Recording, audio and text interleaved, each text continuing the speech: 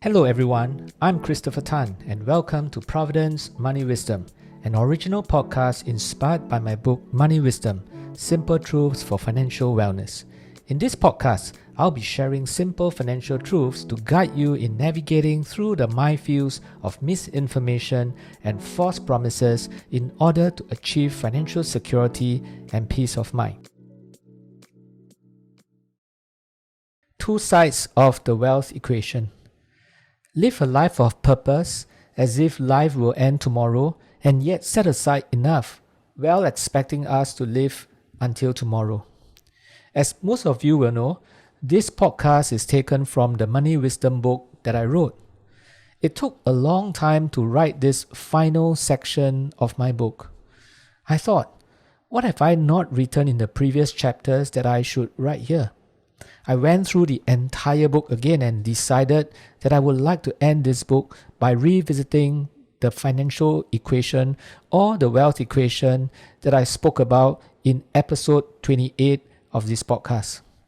I feel that I haven't said enough about this equation, and it is probably apt to say a bit more here to end the entire podcast.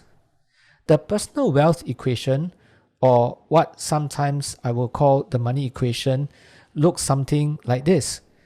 Income minus expenses gives us surplus, and the surplus, if we invest it, will give us a return on investment, which hopefully will help us reach our future goal.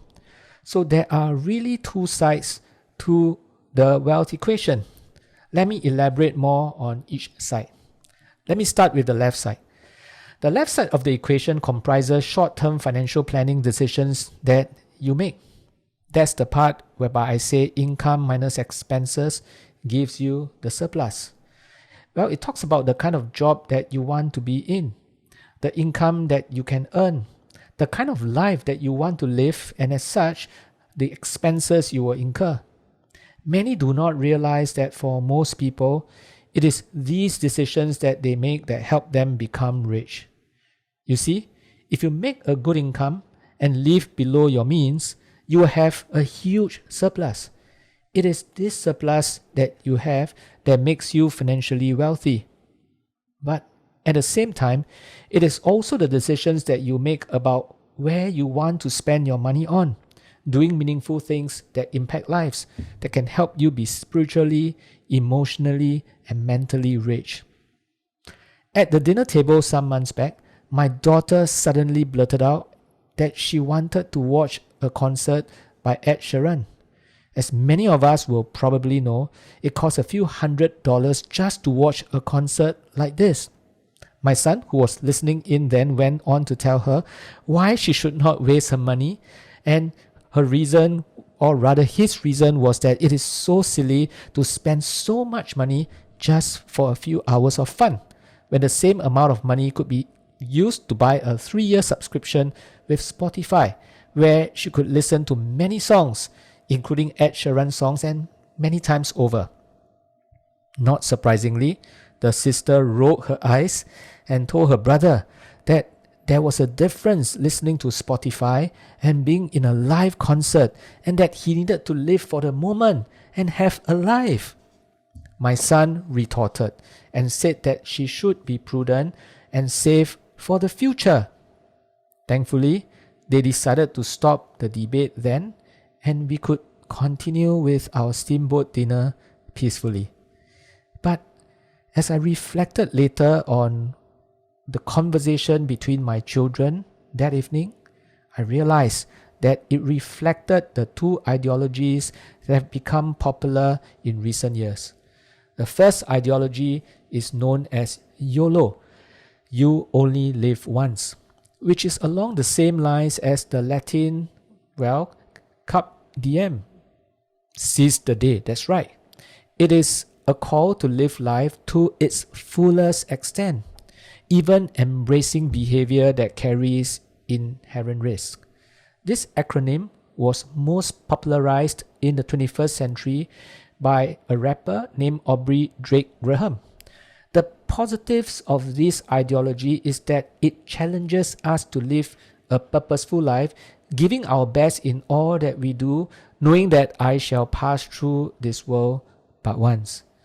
But if we adopt this ideology to the extreme from a personal finance perspective, it might entail us spending frivolously just to live for today, for the moment. But the result of this is that we might save nothing for tomorrow and become financially irresponsible. The second ideology is the FIRE ideology. FIRE stands for Financial Independence, Retire Early. The FIRE movement is a lifestyle movement towards living a life of thrift so that one can, as the acronym implies, achieve financial independence and retire early. Those seeking to FIRE will intentionally maximize their saving rate by finding ways to increase income or decrease expenses. The main ideas behind the FIRE movement originated in the 1992 best-selling book Your Money or Your Life, written by Vicki Robin and Joe Dominguez, as well as the 2010 book Early Retirement Extreme by Jacob Lund Fisker. The positives of this ideology is that we are financially prudent and achieve financial freedom early. But if we adopt this ideology to the extreme, we might scrimp and save so much for the future that we don't live life today. We might say that we can live life when we have achieved FIRE. But as we all know, some things in life are time sensitive, and once they pass us by, we lose them forever. Some of these things involve spending time and money in activities that build memories with children when they are young, or our parents while they are still healthy. And if unfortunately life hands us a bad card and we expire early before we retire, we might not have lived at all. Dear listeners, thank you for your continuous support for the past year. It has been enjoyable sharing the Providend's money wisdom with you, and I hope this podcast has benefited you in your wealth journey. As we come to the last episode of our Money Wisdom podcast, I'm happy to share that we are in preparation for a brand new season of Providend's Money Wisdom podcast to be rolled out in a few months' time. More experts will be coming up to share their money wisdom with you, so do stay tuned for an exciting season ahead. Once again, thank you for tuning in, and we'll speak to you soon. Thus, instead of going either extreme of YOLO or FIRE, perhaps the wiser way is to have a balance. But what is the balance, and how do we live out this balance? I call this balanced approach wisdom, which stands for with intention, seize daily, on mission.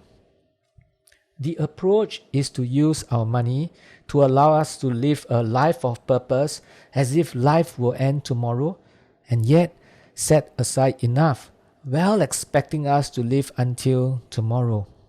To do that, we need to first make a life decision and then let our financial decisions enable our life decisions. I've shared in an earlier episode 38, a model that you can use to help you first make your life decisions. So you see, the left side of the money equation is what you can have better control over. You can, firstly, continuously improve on your skills, your knowledge, your craft, so that you can earn a higher income. Secondly, you can ensure that you always protect your family against a loss of income due to death, disability, or a medical condition through insurance. And thirdly, you can work on a budget to live below your means, to lower your expenses, but all at the same time, you can decide what a meaningful and purposeful life means to you by first making a life decision or decisions and letting your financial decisions support your life decisions. Now let me now end by talking about the right side. The right side of your money equation or your wealth equation is the long-term investment decisions you make. I have spoken enough in the earlier episodes that we have very little control over how markets will behave, and it is very difficult to try and guess it. But there is enough evidence that tells us that notwithstanding the recessions, geopolitical situations, or natural disasters that have occurred from time to time, the stock markets always rise in the long run. This is because the one thing that drives long-term stock market returns would be the earnings, and it is demand that drives earnings and population growth that drives demand. So if you ignore short-term noises and stay invested for the long run, you will get the returns you need. These returns that you will get may not make you rich, but it helps you beat inflation plus a little more to help you stay rich. Some time back, I had lunch with a CEO of a large fund management company. While we were eating, he shared with me that after decades of trying to guess where the markets were going and trying to beat it, he had come to the realization that it was better to let dead dogs lie. That is, do nothing. He said that he had spent too much time focusing on what I alluded to as a futile attempt of beating the markets, the right side of the equation. He said he would now like to spend more time doing things that are more meaningful, the left-hand side of the equation. I was so encouraged by his words that day. So, even as I conclude, I would like to encourage you to spend more time on the left side of your wealth equation instead of the right side. Focusing on the correct side will help you not only be financially successful, it will help you finish well in life. Don't worry too much about the right-hand side, the investment side. It will take care of itself.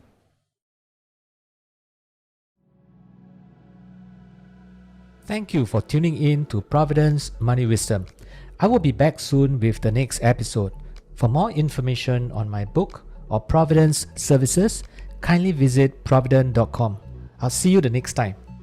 All analysis, views or opinions from interviews, recommendations and other information broadcasted, podcasted or published herein are provided for general information purposes only. Information expressed does not take into account any specific situation, particular needs or objectives and should not be construed as specific advice or a recommendation. Information has been obtained from sources that are deemed to be reliable, but their accuracy and completeness cannot be guaranteed. Always consult with a qualified investment, legal or tax professional before taking any action. Providend Limited does not accept any liability for any loss whatsoever arising from any use of the information broadcasted, podcasted, or published herein. All contents and information contained herein may not be copied or reproduced in whole or in part by any means without prior written consent of Providend Limited.